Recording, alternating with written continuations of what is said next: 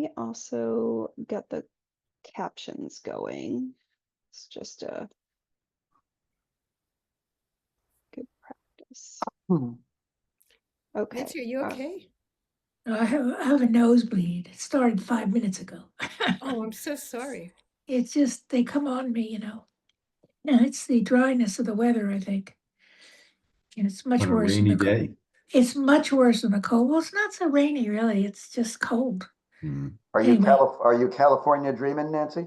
No, yes, I am. I mean, I'd like to go, but I haven't been since January. So anyway. Well, this could be the first public meeting ever in Brookline with both a bleed and a blood.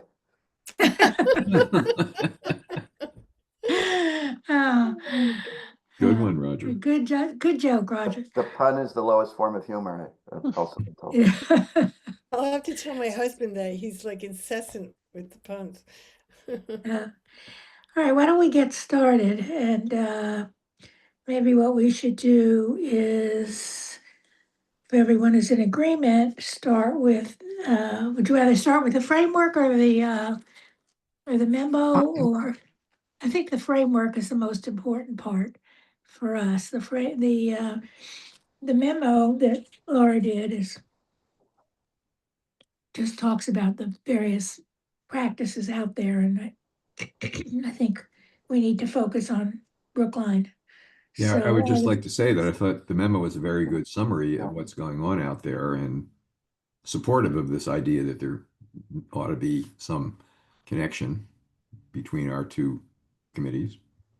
Yeah, I want to compliment the amount of research that you did on that. Both memos are impressive. You're bringing a lot of knowledge and experience and research results to the dialogue here. So Yeah. thanks for that, Laura. definitely. All right, thank you. Yeah, I think page 4 is really the essence of it. The table there shows that there's a variety of ways of approaching it, and so we sort of approach it in that spirit. I attached a bunch of sample grant agreements of various communities. So I think it's really helpful to have that sort of touch with the ground as we begin. Thank you, Laura. Yeah, thank you. Yeah, it's there's the nuances, I guess, that I would add to it is that where there are some of these more typical, like where it's a unrestricted, very almost like matter of routine allocation to a trust. It's in those cases, there was often reference to another planning document that was the trust touchstone, like a trust action plan or a housing production plan or something like that, so that there's a sense of transparency to the public and others about, what the goals are for the use of the CPA funds. But I think just as typically, right, it looks like there's a mix of kind of a mixed approach where sometimes things are going for housing purposes that are grant agreements outside of a trust. Sometimes they're grant agreements with the trust for a specific purpose. Often those specific purposes can be where needed, like additional capacity, like a housing coordinator, or they're building toward a particular project. And it's really a minority of these communities without restricted to specific purposes only. I think it's more typical to have this kind of a, some sort of a relationship. And I think you really benefit from having very knowledgeable, well-established housing trust, and well-funded, and also, this knowledgeable, well-funded CPA. So it'll be, and I like that there's already this cross-representation, right? You have representatives, like Steve kind of serves on both committees, and I think that just helps with communication with the different boards.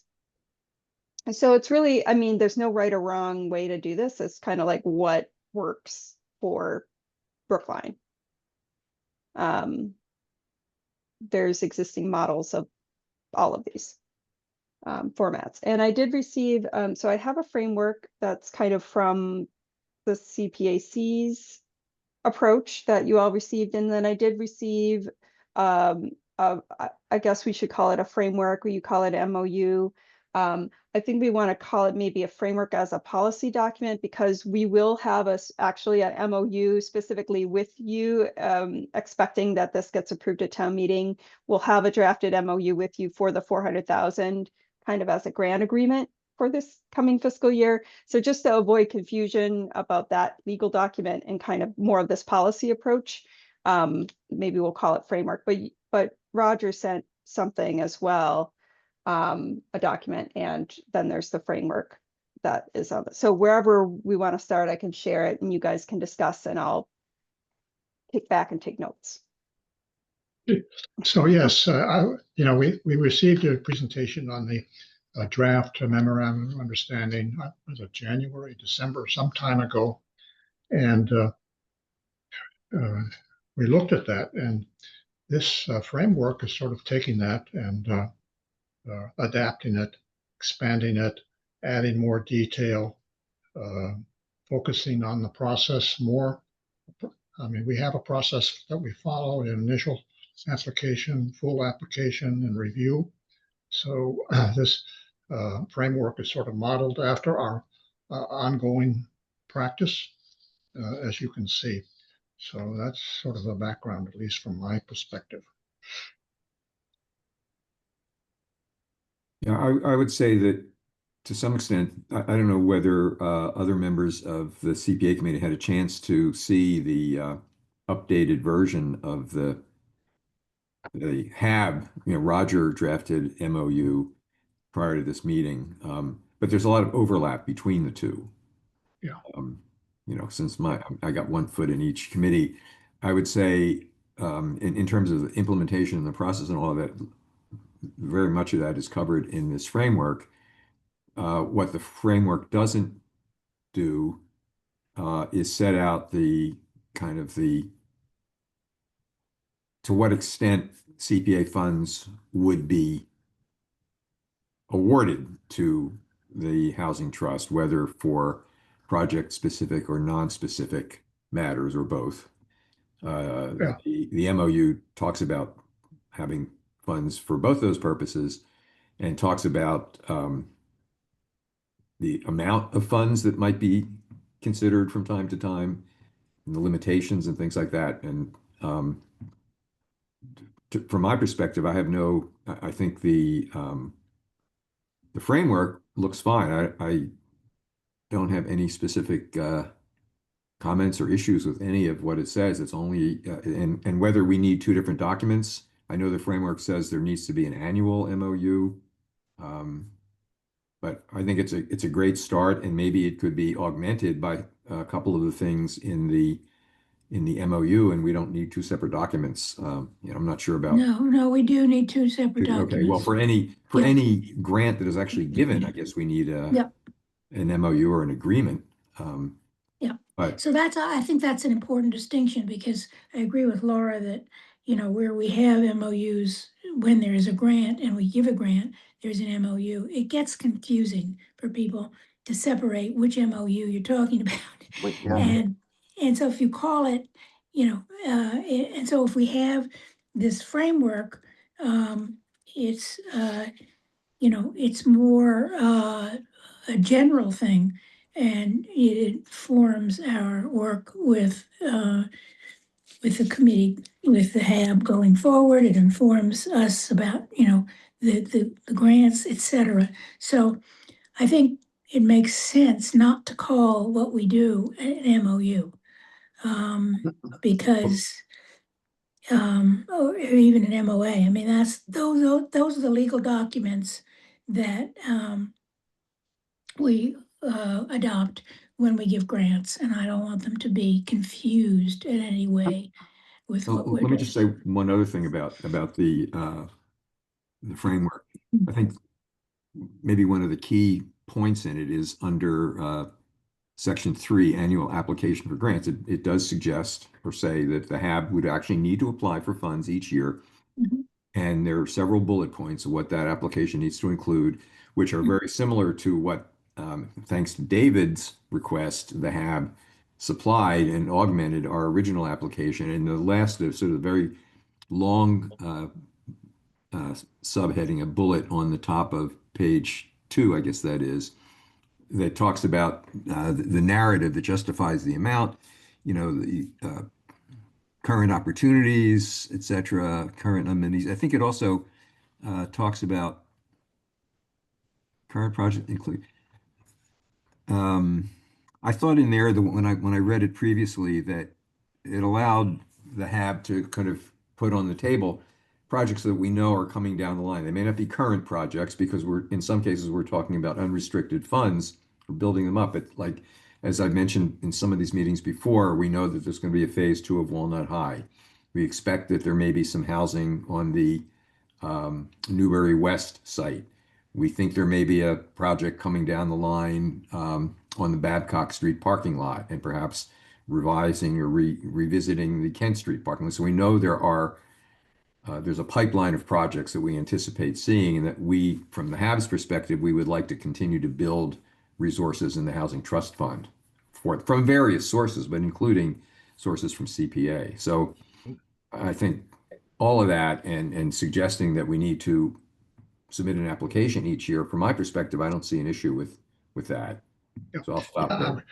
Just on what you're saying, so Steve, actually, when we were working on this, when I was thinking about it, it was very much influenced by what you submitted for the current year. So what we have here is sort of spelling that out, and that was really very helpful, and it's, I think, moved our relationship in the right direction. Well, good. Going back to where Laura was summarizing several, I think 3 different broad types of funding as in looking at what other communities have done. In other words, all non-project specific, all project specific, or a blending of the two. I think that what we have in mind and what our draft proposal for a policy was the third, was a blending of the two, both project specific, and those would have all of the bells and whistles with a type of application that would be project specific and everything that would have to be included, and then a second form of funding which would also entail an application annually, that's a part which I hadn't really focused on before, but clearly should be part of the framework and the process.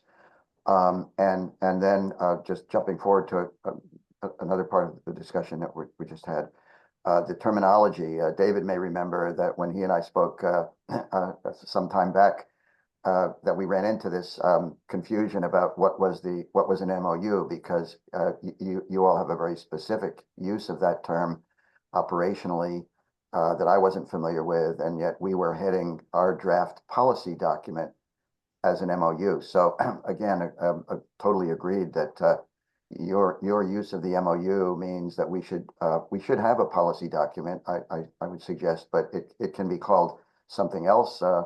Maybe not an MOU or an MOA, but something that's but clearly what it is, which is a general statement of policy. Now, in terms of what's binding or not binding, clearly understood, I think that nothing can be binding, certainly for the CPA and what you all do, other than once a year. Nothing can extend beyond that is binding. So. And I think in terms of the policy that we had drafted, and however that may be adapted to these much more complete documents, that policy statement, to the extent that it's adopted, wouldn't and couldn't be binding in the same sense of the funding cycles that you go through every year, or even what the HAB and the trust fund do in terms of binding commitments of funds. Well, let me just pause there. That's what I'm getting out of this conversation so far. And Yeah, so Yeah. I think I think what my understanding of what the CPAC sounds most comfortable with is to have it, and it doesn't have to be super onerous. Like we already know, like a pre-application from you all is going to be very basic, right? And it's going to be eligible. The full funding application is going to vary depending on the goal. Is it going to be is it more of an kind of like this year, it's an unallocated, unrestricted, other than the law approach. And that application could look quite similar from year to year, right? But it would have to you kind of are competing against other housing projects. So you demonstrate the successes that you've had, especially as you are able to use some CPA funds, or how, your approach of how you expect to use the money in coming years, or you're referencing your other planning efforts. And kind of demonstrating to the public and the town kind of how this can be leveraged, especially with other funding sources, and with the flexibility and the timelines that you have and things like that. I could also see, there being a potential, maybe a large development project or something on the horizon that you want to put aside in the kitty specifically for. I think is that what happened with the Walnut and High development project, for example? that's probably not a good precedent. Oh, okay. to use. Yeah, yeah. But certainly one of the principles for both project specific and I guess non-project specific, which is not mentioned directly in our draft MOU, or I'm not sure either here as a general policy, is the concept of matched funding.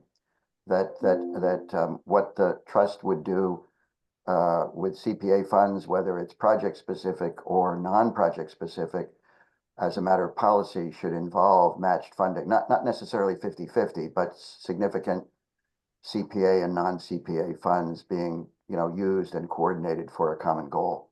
Roger, are you meaning like matched by the HAB or just matched period? That both in the application stage and then in the deployment stage, the use of the funds for affordable housing purposes that are channeled through or by the trust would involve both CPA and non-CPA dollars. Or would you say would or could? I don't know that. Are you trying to Would. say that anytime? I don't think you're trying to say that anytime that that the HAB puts money into a project that the CPA would match it, or that No, if the other way CPA around. Yeah. So you are saying that the HAB would put up a match for any CPA funds? That to the extent that CPA funds find their way into the HAB account, which I think we all know is going to be strictly segregated for regulatory Right. and auditing reasons, that for CPA funds that flow into the trust, that they would involve, generally as a matter of policy, the HAB adding to those funds to achieve whatever the desired project outcome would be. But that's not to say, like what Steve was saying, that some things the trust would do would not have to or expect to be including CPA funds. Roger Yeah. I don't think there's any language in either this framework or the draft MOU that says that. No, there isn't. Yeah, And as I said, I don't think that there needs to be. I just think that in general, that makes the application more competitive when the CPAC is considering always having some sort of match, makes things, that's on the rubric that they use to evaluate projects. So it's an advantage that Right. you have at your disposal. One other thing that's not in the framework is the concept of a collaboration. Say the CPA, because the CPA is restricted when it preserves or wants to rehabilitate something. We're restricted to doing the preservation on the preservation of the structure on the outside, which is why we've done roofs and windows and, things and life-saving, life enhancing structures within the building, like electrical and alarms and that kind of thing. But we're not in the business, and we can't be in the business of renovating apartments that desperately need it at the BHA, for instance, or as you saw with BCDC, uh, because we didn't, the money, the apartments weren't created in the first place by CPA money. That's a restriction of the statute. But there's no reason that we couldn't collaborate with the HAB about a particular project. For instance, we're doing the outside, the structural piece, the life safety things, and the HAB is doing the updating of bathrooms and kitchens and renovations on the inside, and taking care of that kind of thing. So I think that's also another model that we could use for working together on some projects. Well, that's in But it's- fact what's happened with BCDC. Right. But Right. here we have this money, to have stepped up to deal with the crisis actually, and asked that we could somehow make the trust at least make it a 50-50. But we did, but it's not to replace, it's only as a supplement. So that money is unrestricted and it's for future projects. So that's what you're talking about. And that's what we've Well, done. I'm saying that, we could we put money into a project, the preservation. By the way, in the BCDC case, we could have done the money for the termites and the other, that's preservation of the structure, I would argue. And but and what I'm talking about is doing things that CPA can't do, which is the renovation of the units themselves. And, I don't know how many of you have toured, I'm sure some of you have toured the BHA projects, and, over the years, there has been deterioration. We've done so there, the town and I think the Affordable Housing Trust, before CPA was involved, has definitely been involved in those renovations. But there are more to come. I mean, there's certainly a lot more to do. So that's another area of collaboration, I would call it, in terms of getting some projects done very, very well and completely with the CPA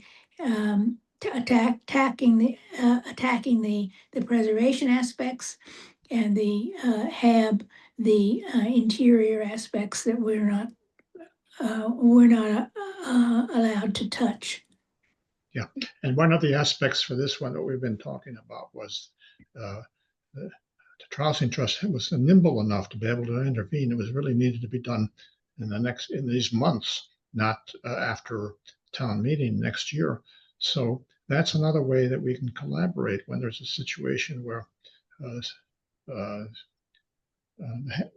Housing Trust can put money on the table now that's critical for the development of the project, and backfilling that for other parts of it, we have the CPA. So it's ends up with the housing trust money being matched, enhanced, leveraged by CPA.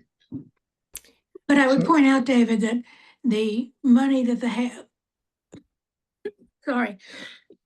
money that the grant, the 400,000 for the let's face it, it's a reimbursement to make them whole for helping out in the project that we would have liked to have done.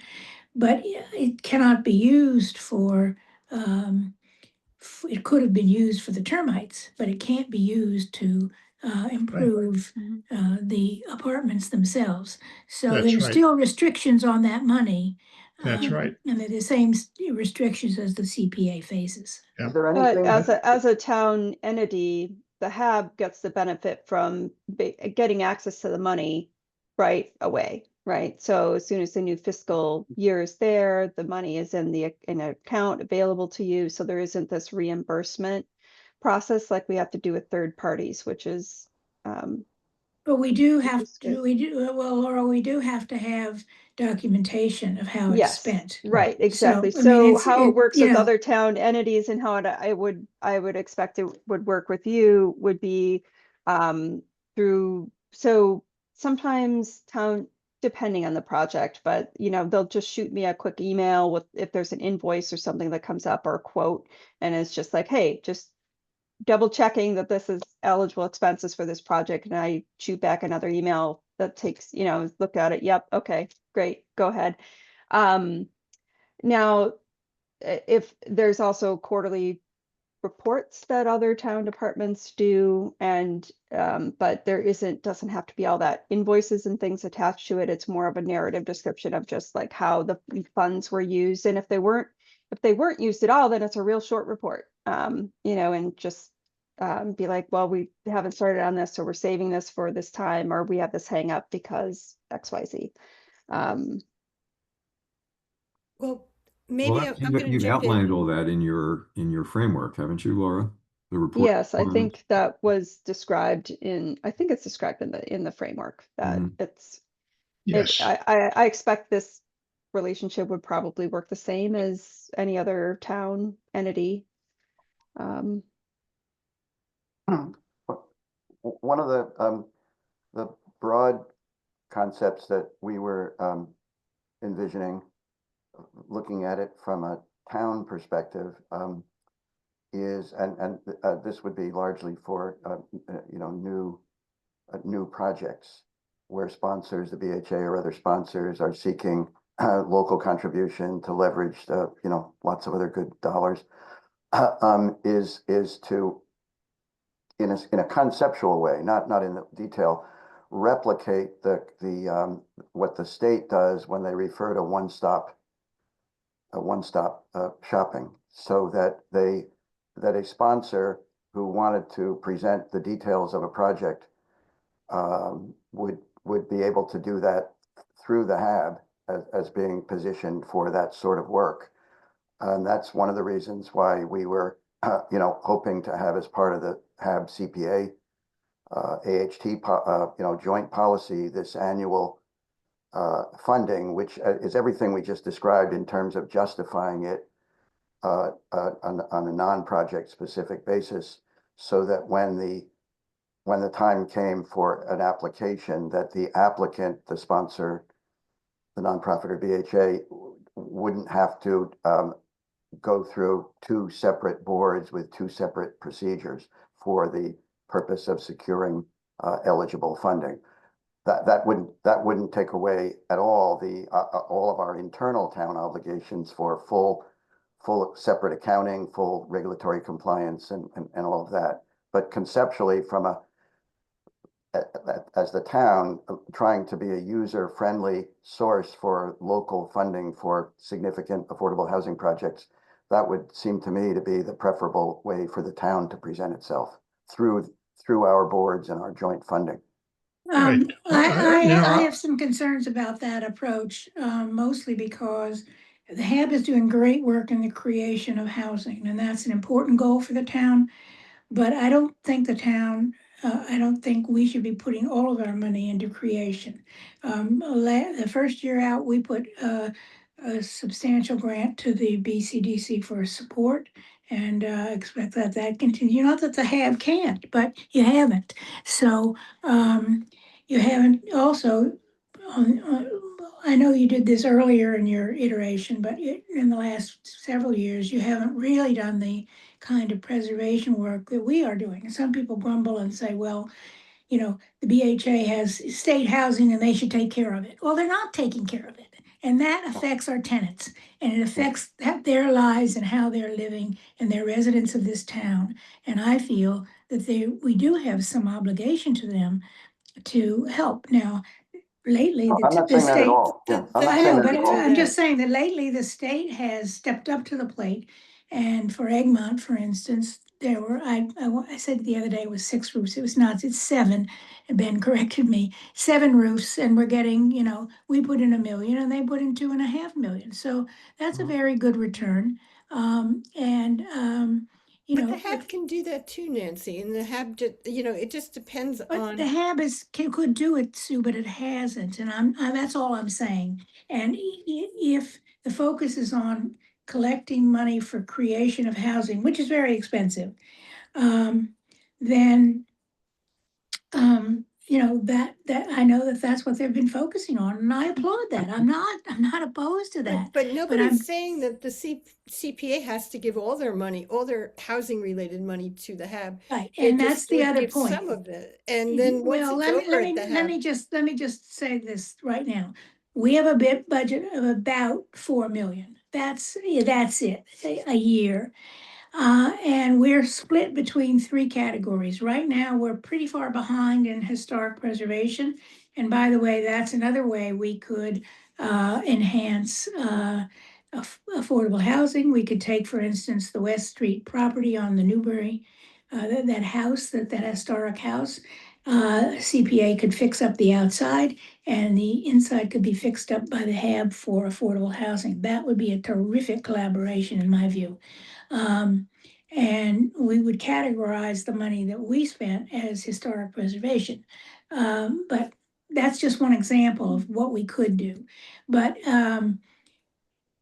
it's not that much money, honestly, in the scheme of life and of municipal lives, it's not that much.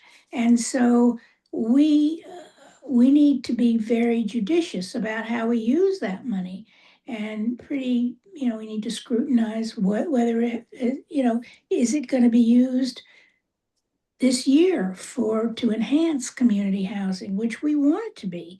We really want to make sure that and I know that there's lots and lots of things that the state has never stepped up to do for the Brookline Housing Authority, and that's true across the state.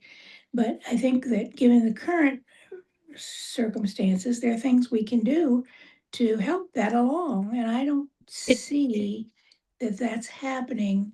If the HAB wants to take over that role, great. No, not But I don't, necessarily, although we have done 2 major preservation renovation projects for the BHA. yes, One at 90 Longwood and one at its Park yes, Street, the and I 61 remember Park. those, yeah. And so my question and listening to this discussion and is I'm guessing from what you've described, Nancy, that all of the HAB money that we put into that, had the CPA been up and running and we had some joint funding, the specifics of those 2 projects where we were doing remodeling of interior units throughout the building. That's not a CPA role. Yeah, we wouldn't have, even if we had CPA dollars in our account. Right. From Correct. an annual contribution we wouldn't have been able to use those for those projects. So I think you're right. We both have a role in helping maintain and preserve physically these BHA buildings, especially the state. And to the extent that they're, as you're describing, solely or primarily of a need that is CPA eligible, I don't think we could do it, but I don't think we have any desire to necessarily usurp that role. But it's not just new. We do also do the kind of preservation. It just doesn't happen to be CPA eligible dollars. So It seems to me, David, can I Roger, say something, please? Sorry. I just really want to say that I think both the CPA and the HAB have been really terrific supporters of the BHA, but there's different kinds of projects. And Nancy, the kinds of projects that the CPA has funded, which we're very grateful for, are because we don't have the ability on the state side to do some of the massive rehabilitation that we're doing on the federal side. We just don't have the other resources.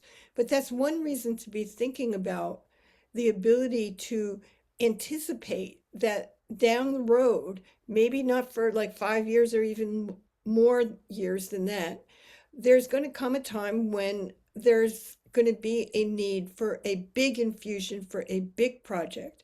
And because the CPA does have its limited funds, if we were to, let's say, allocate, let's say, a proportionally smaller amount of money to the HAB, knowing that they were going to sort of bank it so that when it's time to do the big project that I think the HAB is well suited to oversee because of the expertise of the HAB in these kinds of projects, that the money will be there.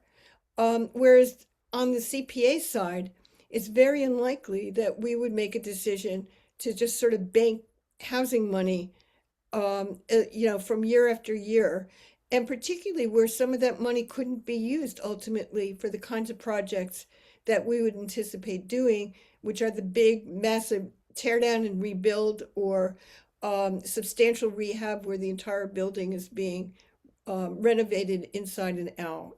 So I do think that there's a role for the CPA to keep doing what it's been doing, which has been extremely important to the residents and to the BHA, which is to be able to keep its buildings livable and to preserve them so that when we get to the time when we could do something more ambitious, that the buildings are still there.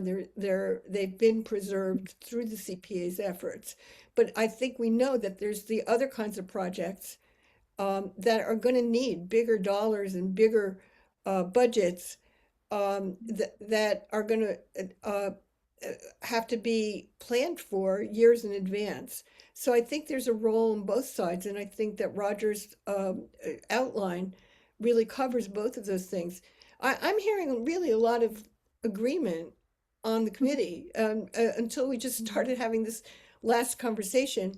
I was about to say, I think we're all in alignment here in that we really could say, okay, we're going to have like two different kinds of agreements, the ones for the grants that we do on an annual basis, and then the ones that are really a relational kind of document that says this is how we're going to relate to each other as two committees that have common goals, but function in different ways. And I would think that, that latter agreement, we would call something that not an MOU, well, maybe we'll call it a joint statement of principles between the HAB and the CPAC, or some other name. I think joint statement kind of is more of what we've been talking about. And I don't think there's a lot of disagreement among us as to who does what. Right. Yeah, Well, can I try to sum up what I'm hearing as the common ground? So it sounds like the different lanes that we all kind of, there's different strengths to each board. It sounds like the lane that where the HAB can really have an advantage is in housing creation, because that doesn't follow town meeting cycles very easily, right? As well as maybe some emergency preservation, if needed. And the lane that the CPAC likes and can continue to play is in some of this more predictable capital preservation efforts for existing very low income units, maybe some programmatic things that might come up, or support. There sounds like there's ways you all could collaborate on a specific project that might come up in a given year. But I think that there would be an annual, that the CPAC should expect an annual application from the HAB for unrestricted funds, maybe even more than one application. Maybe there's a specific project one year and an unrestricted request, but also that everyone has their expectations managed, that every year is kind of a different year, right? And where the HAB can,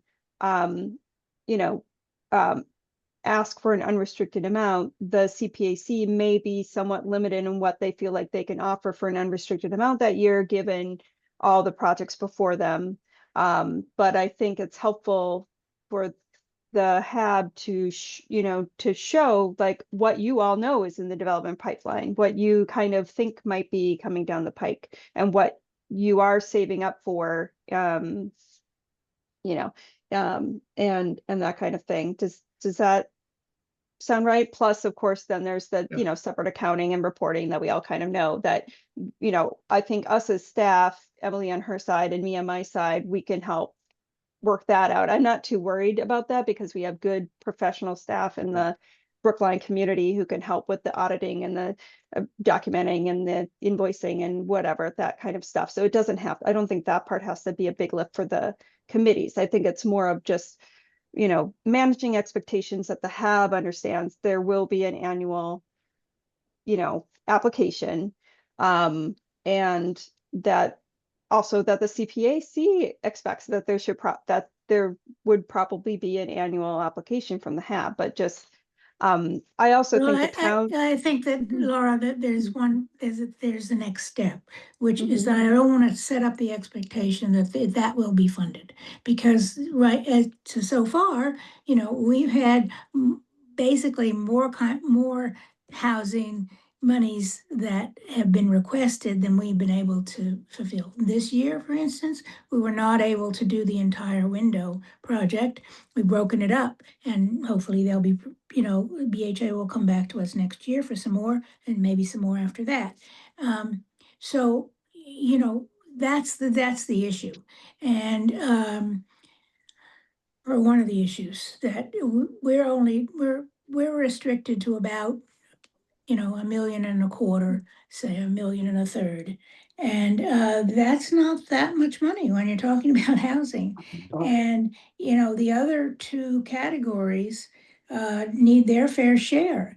And no one, and then there's certainly the open space community in this town is very vocal about that. And that was brought up last night at the advisory committee. At the Um, advisory committee, I was also a little concerned to hear some suggestion that because there's CPAC, couldn't the, does the town really need to not, can't the town just not give town money to the HAB anymore? Can we just have the CPAC? And I was like, ooh, I think there's some expectation management that has to happen on the town level as well about how much money there really Yeah, is. no, Could we I don't s- expect that. Yeah. Could I But the suggest town, something? but one thing about the HAB that is very fortunate for it, and I applaud it, and I have no problem with it. But it doesn't happen for the CPAC and our programs, is that the HAB is getting an increasing amount of town money. The last night, warrant article 15, I don't know if David or you or Laura were there for that discussion. I got But out after the one and yeah, a it half was hour pretty late. discussion on CPA. We were dragged through the mud. And I think it's very hopeful, and I would expect the town meeting would reverse the decision made in, I think it was 21, about the inclusionary zoning. And that would increase the HAB revenues. In addition to which, I was at the select board meeting on Tuesday, I think it was, or was it last week? They're beginning to blend together. And when there was a substantial discussion about the Chestnut Hill development and the fact that an agreement with the developer is been drafted and accepted, and it would give the head a shot in the arm of 10.9 million. And that's great. But it's not as if the CPAC can ever expect that kind of money to come. And so I understand why the HAB would want to focus on creation. I totally get it. You have the resources, we don't. But the bottom line is we have tenants in this town who are not, in my view, being treated as they should be, not for any fault of or not wanting to or whatever, but the state projects especially have been, and BCDC's projects, those two buildings have been deteriorating for years and they've never gotten the will to fix them, and finally they have. And so our infusions allow them to work on the outsides, and they've gotten other money to do the insides. So it's going to be a win-win in the end. And I believe they have more projects on the horizon, and we'll see about it. But I don't think there should be any expectation that the CPA will automatically give the HAB even 100,000 a year. I don't know. I just don't know. I think we have to take it year by year. We have to see what comes in, and we also have to we do our balancing act with the other categories. And if we can, as I suggested before, if we could do a project that one of the categories we satisfy for ourselves historic preservation, you satisfy the interior of the building, great. That would be a terrific project. And the town does own some historic properties, some historic living units. And, that we should think about whether or not those can be converted to low income affordable housing. And with the CPA putting in some money for the exterior and the HAB putting in some money for the interior. I mean, I Can I think that would suggest be a something? win-win. You know, the draft MOU that I guess other members of the CPA committee really haven't had a chance to look at least not lately. I think as I was saying earlier, I think Laura's framework really says a lot of what needs to be said about how these two bodies would work together and how that's handled administratively. Our draft MOU attempts to establish some parameters for how much, when the CPA would allocate money to the HAB, both for project specific and non-project specific matters, and limitations on that allocation. I would like, at a minimum, Laura, but certainly Nancy, well, Sue, you're the CPA VHA rep, to look at the MOU, and also Laura's memo actually really replicates the MOU has a lot of whereases, like why are we doing this? And Laura's memo also kind of reiterates those same issues. This is being done in other communities. Here's how it's being done, and the draft HAB MOU basically says a lot of the same thing. So what I would suggest, if it's not making too much work for Laura, is that Laura, as well as David and Nancy, take a look at the MOU. A lot of it you'll see is already covered in Laura's memo. Some of it, specifically a couple of paragraphs about, just if you haven't read it, I can just sort of paraphrase it. What the MOU suggests is that when the Affordable Housing Trust's funding drops below $10 million in any given year, the CPA would attempt to bring it back up to that level, but without putting any more than 1/3 of its annual appropriation into that sort of funding. So that's kind of it sets an expectation, but also a limitation. I mean, you can think about whether that makes any sense. I don't think anything Well, in it creates an ironclad guarantee that you'll give us any money. And Nancy is also right. I mean, the HAB didn't initiate it, but I think we're going to be meeting about it later. As when we finish this meeting, we have our own meeting at 5:30. And the planning board's already supported this, the reversion to a cash, option for affordable housing that brings it back up to 19 units before you have to have on-site units. We've been having other discussions with developers, and it's clear that they would rather pay cash than provide on-site units. There was a sense that the town wanted to have truly mixed income projects where in any project there ought to be some affordable units. But that's also an administrative burden to have one affordable unit in this project, maybe two there. And we well, really, I support the concept of that actually. right, yeah. And the only thing about the inclusionary zoning, the issue is, are they paying enough for the HAB to be able to create another unit somewhere else? That's well, that so would be that's, I think, my one yeah, criticism the if they're balance not. has been, do we want these scattered on-site units here and there in modest sized projects? Or do we do better with the cash where we can leverage dollars into, and, achieve 10 times that number of dollars to build entirely affordable projects? And I think they're both good goals. I think we're happy to see more cash starting to come back into the Affordable Housing Trust from these other sources, like expanding the cash option, and if the Chestnut Hill zoning gets passed, another 10, 11 million bucks. We'll happily find uses for that.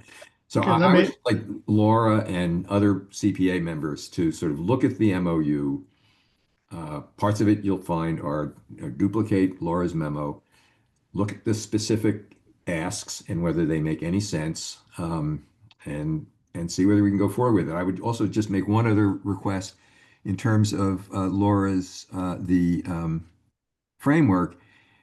Just in that long bulleted paragraph at the top of page 2, where it says, you know, the narrative that we would submit that would justify what we're asking for, where it says an overview of current opportunities, I would add an overview of current and potential future opportunities. Getting back to what Sue was saying, we know that at some point down the road, to be specific, the High Street Veterans Project 5-acre site is likely to be the next Walnut High, and then possibly down the road, either Egmont or the Trustman Apartments could also be redevelopment sites. But clearly, the High Street site, 5 acres of relatively low density housing, you know, could handle multiples of the number of units it currently serves. So we know that's going to be coming, maybe not for 5 years. We know we're actually giving them money to replace their windows because we're not tearing those buildings down in a year. So that's what I'm saying. Let's Yeah. Yeah, I think, why don't, Yeah, as a and next so- and step, I- oh, go ahead, David. Yes, I think it's, we have to really stick at this point to take it a year at a time, And I did read the memo. I thought it was a much improved draft memorandum from what I remember from before. But there's still that bit in there, and that's not a year by year. That's sort of earmarking the money in one direction. And then we would have to justify that for the other purposes or uses of CPA, historic preservation, parks and recreation. And I just think we need to take it a year by year, and maybe at some time in the future we can consider that. But we're still early stages. We're just finishing our third round, and I just think 10 million. That's a big number. I would assume that almost always it's going to be below that, and then 1/3 of our revenue appropriated for that year. That's a big chunk. So no, we can look at it, but that's my reaction. Well, we also have to remember that we do have other housing groups. We have, well, the BHA, and we also have like BCDC, and in the past, there have been a couple of other ones who've expressed interest. They haven't gotten their application together yet, but they may, and we want to be able to respond to those as well. And I think we don't want to be pinned into one particular grant every year. That's my feeling about it. I think that's a lot of the members of, we want to do it in a competitive way, and we want to do it where we think it's going to make the biggest, current impact. And, Walnut High is not going to get done for 10 years? Does anybody have a more optimistic view of that? I don't know. I just know that, it's like waiting for Godot, does it ever happen? And it will happen, and we gave a lot of money, 3.75 million when we had it, but now we've also been asked by the open space community to make sure we have enough money on hand to be able to buy some land and create a park. I'm wondering There's if a couple there's of a way, possibilities. There's a couple of possibilities on the horizon. So, we have to be flexible in that way. so I think the tricky word in that paragraph describing those parameters is the word shall. And I'm wondering if there's a way to reflect some of that language as a,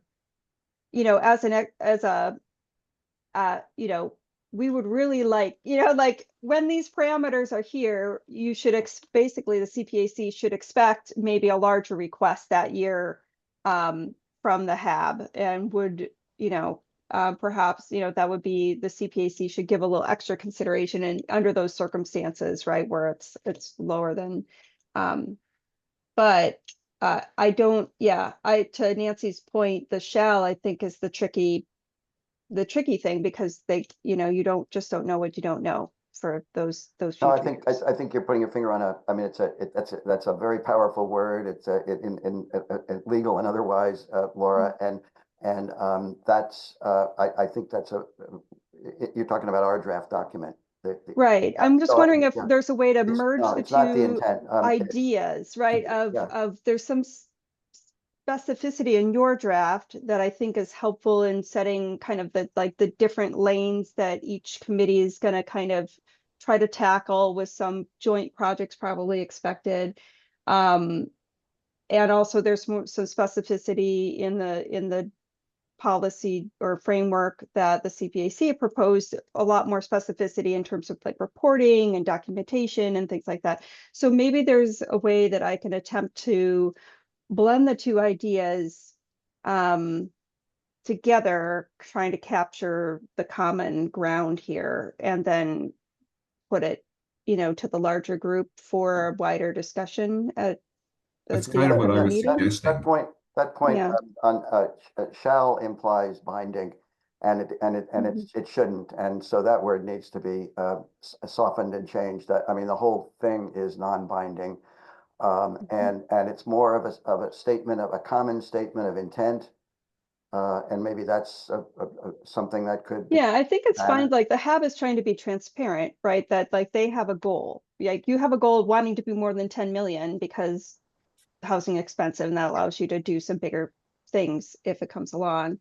And that would be a trigger to try to ask for some more funds, especially in that year, to the CPAC. But it's always up to the CPAC to kind of weigh all the factors on the table at the Well, time. we wouldn't, I'm not sure if I understood what you said just now, but 10 million is a cap, not a floor. We would, if we reached a level of unencumbered funding, and this is consistent with, I think, with what Sue was referring to, banking for something large that comes along. 10 million isn't what it used to be. And after Neither is a that million. point, after that point, we wouldn't be, as a matter of policy or intent or whatever, seeking anything on a non-designated basis from the CPA. We just wouldn't apply. So I think that's important, sort of a concept. And by the way, it's actually that's not new. It's a borrowing from the original concept 20 years ago, roughly, when the free cash formula was created. In other words, it was a topping off up to 5 million, which is easily the equivalent of 10 now with inflation, where yes, we get it, but if we have 5 million unencumbered, we're not even eligible for anything else as a matter of policy for the town. So it's a parallel concept here, looking to build under some generally agreed upon formulation, not binding, but yet with some numbers attached to it, up to a point where we've got that kind of funds for a major project. And I think this would also recognize, Nancy, what you're referring to.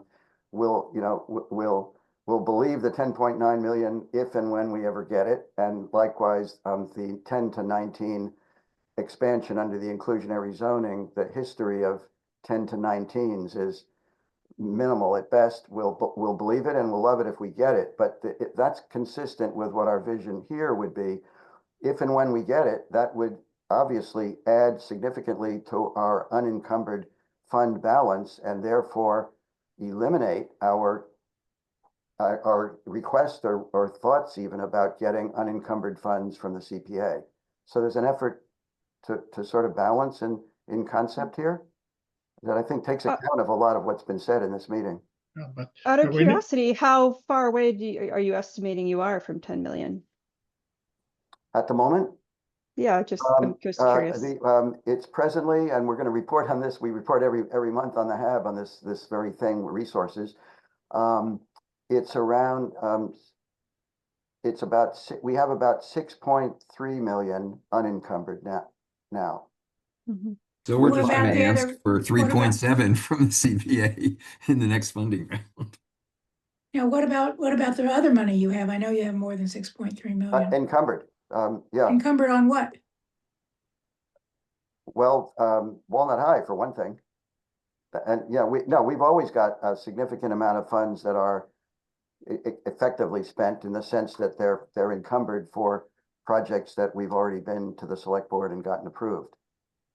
So, but it's a principle. I mean, the numbers can be, you know, whatever makes sense, but I think the principle has a lot to be said for it. In terms of trying to take account of everything and balance. But relative to what David, you were saying, it is a multi-year statement of intent. It's not, it's backed up by an annual formal structured application requirement for actual funding. But this to me is a broader foundation of a broad understanding that we're trying to arrive at between our two boards. That would be, you know, essentially, as I said, I don't see the wording is reflecting that, and maybe Laura can work on it along Yeah, those lines. no, I think Laura's got her head around this in a pretty good fashion, and I'd be happy to turn this task of melding 3 documents into 2 or something to that effect. there's one other very big policy implication that is I want to just introduce it for. There's no way it's going to get resolved in one meeting, but it's an open question that I think we are ideally situated to at least explore a bit, but it would end up being further to our boards or beyond, and that is if I I might. guess that I'm allergic to the word shall. No, I already said that's I think Laura hit the nail on the head. Yeah, Yep. totally on that I think point. you raised that with me, David, a while back, and I totally agreed then, and even more so now. But Nancy, you've mentioned a number of times having a policy of equal division of dollars among the 3 CPA buckets. Well, Roger, you know, that's not happened so far, and it No, I hasn't know that. happened. And so we have to be mindful in the next couple of years of trying to increase, especially the community, especially the historic preservation dollars. As right now, we're only at 18% with them, and we're at 52% with the HAB, with the affordable housing, Yeah. and 32% with open space. So So No, it's Nancy, much you've said this appreciated. many Yeah. times, But that's but why I'm it's bringing it really up. just not a requirement. It's just simply not a requirement. And Well, if it's not a requirement, then don't use the word shall. And I just wanted to say, No, I'm not talking about the MOU. we're not talking about that right now. It's Uh, about the implication that there's something wrong with being disproportionate among the 3 categories. There's a floor that we have to allocate to each of the 3 categories. Mhm. But after that, it's really up to the community. So But it is could up to the be- community, and in the CPA plan that And we we developed. disagree on that, Nancy. We do We're disagree on that. we're in our first plan, our first cycle. Our whole plan lasts 5 years. After this 5-year plan, there'll be another 5-year plan. And I think that as that new plan gets developed, that's the time to have this discussion. Well, accepting it's not in this current plan, and you keep talking about it as though it is. And I understand Nancy's perspective, which is she feels the community weighed in on this. But if you read it carefully, which I did, and I also reported on this at one of our earlier CPAC meetings, you'll see there's just nothing in our current plan that says we should allocate things 1/3, 1/3, 1/3. I think it's up to the committee to decide whether it wants to do that, but it may decide that there's more pressing needs in one category than another, and that there's different cost implications between different categories depending on what kind of project they're proposing. And it could be that certain things are more expensive, like rehabilitating entire housing projects is very expensive. So it could be that you make the decision that it's appropriate to be using money more for one purpose than for another, as long as you meet the statutory minimum. And And I think it's just a misstatement to repeatedly come back that our plan requires us to do this balancing act when it just simply doesn't say that. Well, it does in the sense that there were surveys and Well, even the focus surveys don't groups and all of support that, it. and And the it charrette. indicated that it's like that. It's the first plan, and we purposely sort of left it open. We're looking, this is really at an exploratory stage. And that's why I'm saying when we come around to the second one, we've got 5 years or however much of experience, we can revisit that. And I suspect that by that time, the evidence is going to be clear that we need to give more priority to housing. But for right now, with what we said when we put this to the voters and everything else, we didn't say it's going to be for this or that. We sort of said it's for the three. I didn't say 1/3, 1/3, 1/3, but that was certainly implied in how this thing was presented to the town. But, well, I And mean, to the voters, yes, that was implied, and I've had so many people tell me that they are grateful for the CPAC because we are seriously considering funding in all of the categories, and we want to try to make it fair. And that's an important point to the public. And if we want support for CPA and our programs, that's very important. They voted for 1%. They could easily vote for nothing. And then where would we be? We Yeah, I wouldn't don't have the wanna make this- CPA money. So, I'd like them to vote for more, but that's just my view. I don't think it's I going to don't want happen to make this any anytime more soon. divisive, but I think one consequence of what Sue is saying is that, so yes, we've expended more funds in housing than in some of the other categories and less in historic preservation.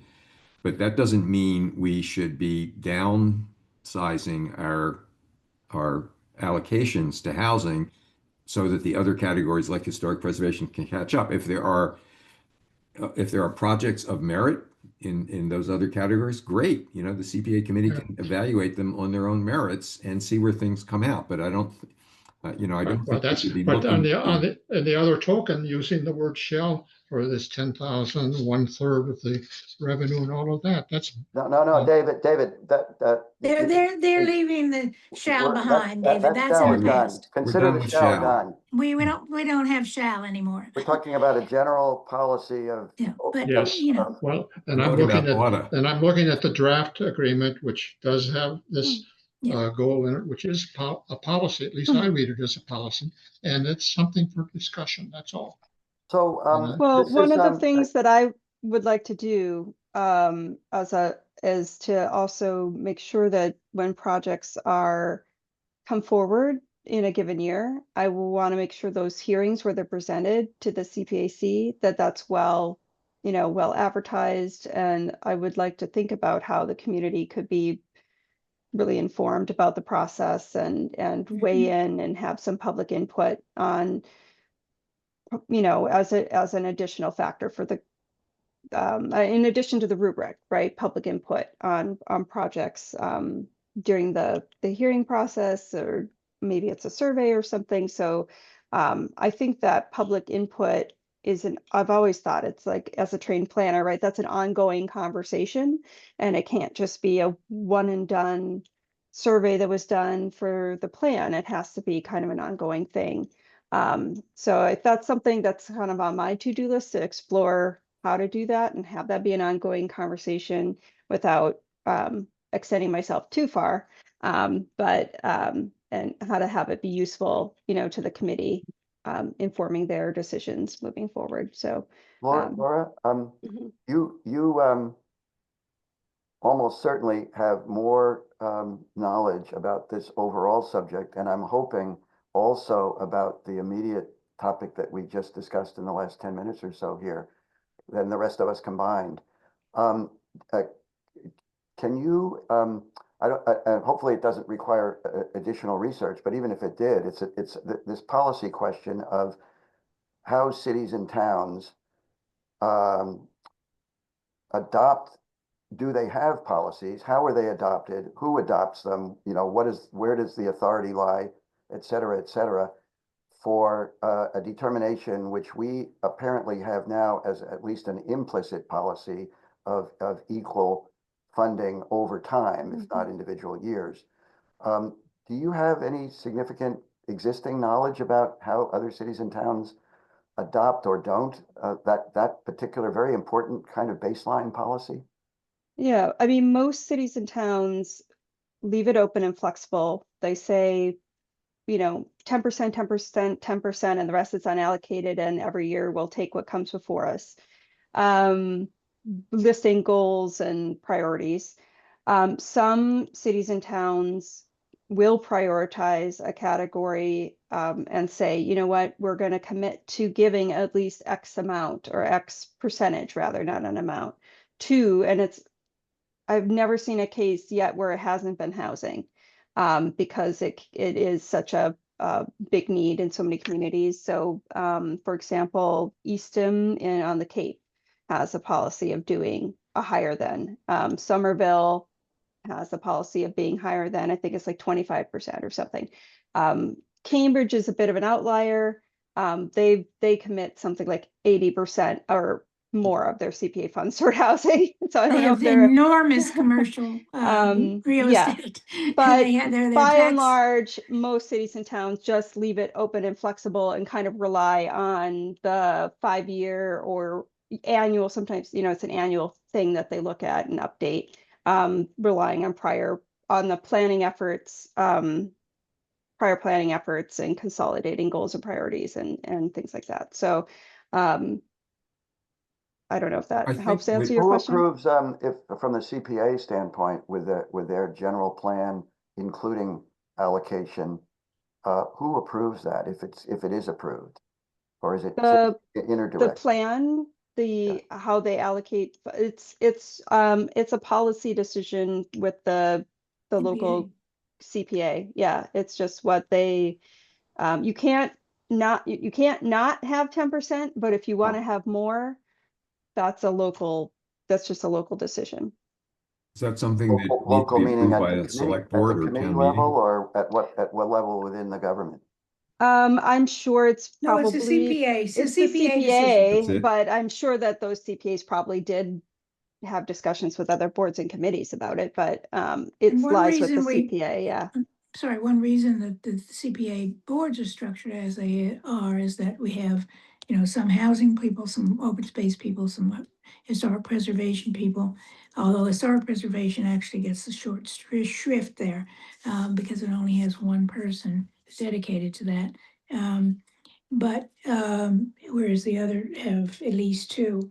But that's the way that the statute set it up. We don't have a choice, and then there are at-large members. I'm an at-large, Dave is an at-large, and Minnie is an at-large. And so that's how basically it goes. And so but we were all, we had the charrette, we had the survey, we had focus groups, we had all this stuff. And I think that especially at the charrette, the division of the opinion was pretty small. In fact, I would say there were more people who supported open space than supported housing. You might be surprised about that, but it's really a passion among many people in this community. It's open space and recreation. So I think while all three were close, they were all in the 30s. Open space came first, housing came second, and historic preservation came third. But again, they were all in the 30s. It's not as if they were so far apart as they are now. And we all understand it, and we've done it, and we accept it, and we feel that there's been significant reasons for it. And right now, historic preservation projects, some of them that they have expressed an interest, like the Muddy River, for instance, which is a big project, has some hurdles to go through before we can get funding for that. So, it's not always so easy to say, okay, let's just do an historic preservation. But I do think, and I've said this actually to Bernard and to other people, because the CPA really could enhance housing by doing a historic preservation renovation of the preservation of the outside of a building, and have come in and do the inside. And I think that would be a huge win-win. Just getting back to the West property, because I know everybody's discussing now Newbury. the neighborhood wants to keep West Hall. I think it's called West Hall, isn't it? You know the house I'm talking about? I Yes, do. Yeah. I'm on Yeah. that committee too, by the way. Yeah, yeah. So when I was involved, and I was chair of the Newberry Committee for a while, and when we were going through the purchase of it, and afterwards the selection of the developer. So we had a lot of public hearings. We heard a lot about it, and they want to save it. And so I think it would be a I'm terrible. sorry, who's they? I mean, I'm on that committee. I'm just a committee of one myself. I'm not in favor of preserving that building. I would just as soon tear it down I and. know you would, but I'm saying to you, Steve, that sometimes the political expediency of saving something that the neighborhood wants is worth a lot. And that's just my view. Yeah, well, we So, haven't gotten very Well, when far. we That committee. Holland Hall is another building up there, as you know. what's it called? Holland Hall is the one over the other large brick mansion on the corner of Holland and Fisher, Right. which Well Tower used for its marketing offices, et cetera. And well, you remember this, Nancy, because we gave town meeting the choice of renovating and expanding Holland Hall as affordable housing on Fisher Hill versus giving all the money to the housing authority to create 32 Marion. You remember Yes. you were I was for Holland Hall. I know. you were in the minority on that. Maybe the name Holland Hall doesn't ring a bell, but we Yeah. developed No, I do remember. Yeah. a full-blown proposal to restore Holland Hall, but also to add to it so that it could be Right. 18 first-time Right. owner affordable housing units. In So, a neighborhood that really needs it. But also, yeah, Roger, was that, I thought that the well tower then decided they were going to sell it. well, that's because we decided to leave it in their hands and take the money and put it towards the 32 Marion, which Yeah, but they didn't sell it to another developer. Is that the idea? they still own it. I don't know what they're going to do with it. But my only point was going back to West Hall. There's possibly a very logical way. I don't know if it would please everybody, but keep West Hall as we were going to keep Holland Hall, but add considerably to it in an architecturally Exactly. tasteful way and produce as many affordable first-time ownership units there as we could. Exactly. I'm all for that. We West go, Nancy. Hall, the West Hall is, the neighborhood likes it. So I think that But many architects, won't- many architects think, let's just tear it down and put something new there. I doubt the neighborhood wouldn't want it doubled or more in size, no matter how well it was designed, though. They might not, but I think that's the problem. Especially if it's done in a tasteful way and it's done in the back so that it's not as visible. And I think it could be done. But anyway, that's a diversion. Sorry about it. No. It's an interesting one and a positive one. We have how are we doing here for everybody's time and our agenda? I'd like to be done by 4:30. Yeah. A few minutes. Okay, so I'm happy to leave it with turning this job over to Laura to sort of take her two documents and the HAB document and seeing if we could end up with two documents that people are comfortable with. And the word shall not appear. Shall not appear. Shell in that case is fine. Yeah, thank you, David. Yeah, Okay, that I think sounds that's good. a And good then, suggestion, and we can revisit this when right now we're still trying to convince the advisory committee to they're all for all projects, but they want them done in a divisible way so that we vote on them line by line. That's not been the moderator's position. That came up a year or two ago, and it got It comes up every year, actually. and anyway, Tony but Vitello was actually suggesting they that. spent several hours on that last night. But I just at caught any the rate, tail end of that. Yeah, You were just finishing. As when only the when I advisory joined. committee can spend yeah, several hours. exactly. It was so confusing. Geez, If I might just maybe going a full circle for a quick second, where we started about agreeing that MOU, we don't want to have that term or anything similar to it used in two very different ways here. How do you all feel about something like on this broader general non-binding policy, something like a joint statement of intent. Yeah, that could work. A joint statement of principles. I'd rather prefer intent, but or both.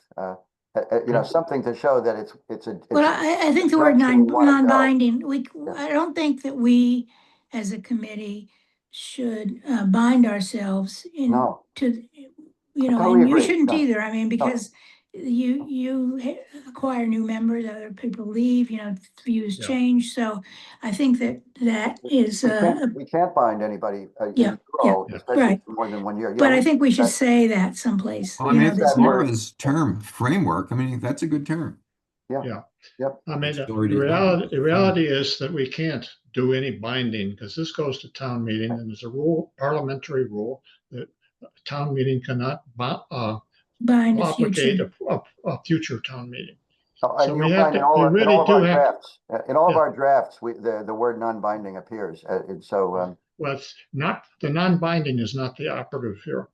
It Yeah. needs to be in the actual content. absolutely. Yep. All right, Okay. I have my homework. All right.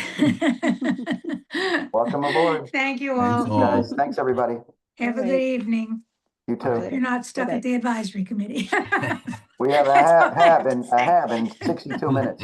All right, my All right, Free public grab a condolences. hearing. snack. All right. Okay. Bye. Bye-bye.